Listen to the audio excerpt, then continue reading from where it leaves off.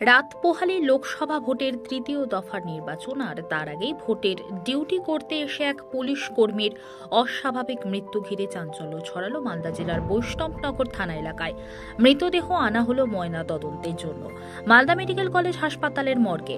স্থানীয় পুলিশ সূত্রে জানা গেছে, ওই পুলিশ কর্মীর নাম নবীন মুক্তান, বয়স আনুমানিক 43 বছর, বাড়ি দার্জিলিং জেলার লামা রোড, ওয়ার্ড নাম্বার 22।